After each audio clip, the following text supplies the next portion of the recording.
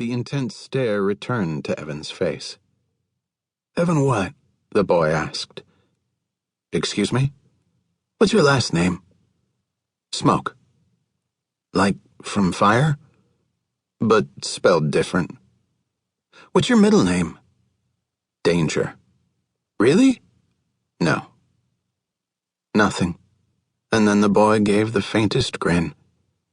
Mia looked away to hide her own smile.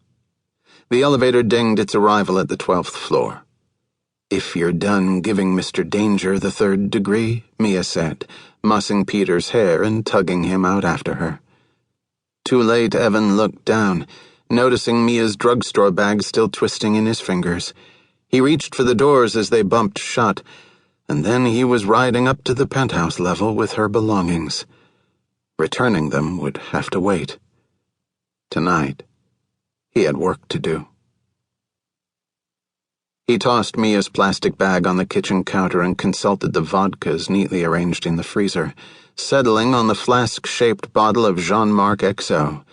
Made using 4 varieties of French wheat, the vodka was distilled 9 times, then micro-oxygenated and charcoal filtered.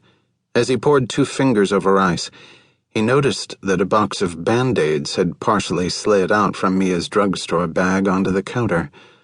Muppet-themed, of course. The gaudy colors, so out of place against the gray slab and stainless steels, leapt out at Evan. He found something unsettling about the day-glow oranges and vibrant greens, though he could not put a name to the feeling. He slid the box into the bag again and sipped his drink on his way back to the vault. The vodka felt silky going down his throat. The texture of purity. Morena Aguilar had armed him with 2 things. Her on-call cell phone, now resting on the sheet metal desk next to his trusty aloe vera plant, and a name. Bill Chambers. There was no scarcity of information on William S. Chambers of the LAPD. As a result of several big, well-timed busts, he'd worked his way up from patrolman to Detective 2, finally landing a spot in the coveted gang and narcotics division 4 years ago. That explained how he'd managed to carve out his own little despot ship in the middle of Little East Side-controlled Boyle Heights. He was in an ideal position to do favors for the gangbangers if they helped him in turn. And so they left him to his concubinary of coerced girls, maybe even through influence to protect him and guard the block he'd turned into his personal labor camp.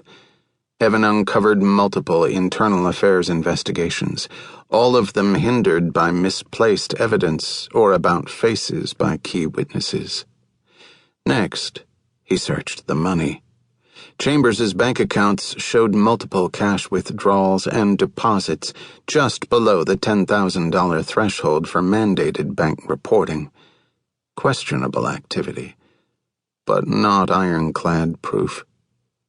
And the First Commandment demanded ironclad proof. Evan picked up Morena's on-call cell, a crappy plastic unit with a smudged screen, as light as a toy phone. It was a disposable model out of Mexico. When he thumbed up the text message history, he felt a sudden drop in the temperature of the vault, a coolness at the back of his neck. A number of explicit texts from a recurring phone number contained sexual directives and instructions for Morena, some including photo references of clearly underage Latina girls in particular poses. He stared at the face of a child who couldn't yet have been 14. Her features were leached of affect, the dead, red-rimmed eyes wholly detached from her body and what it was doing. He traded the phone for his drink, but found he'd lost his taste for vodka. Or anything else. Indignation burned, and he had to evoke the 4th commandment. Never make it personal. In the years he'd been doing this, he'd never broken a commandment, and he wasn't willing to do so now. Back to the databases with renewed energy. The phone number of the sender Evan sourced to a batch of prepaid phones bulk sold to Costco last year. A simple bit of reverse proxy code.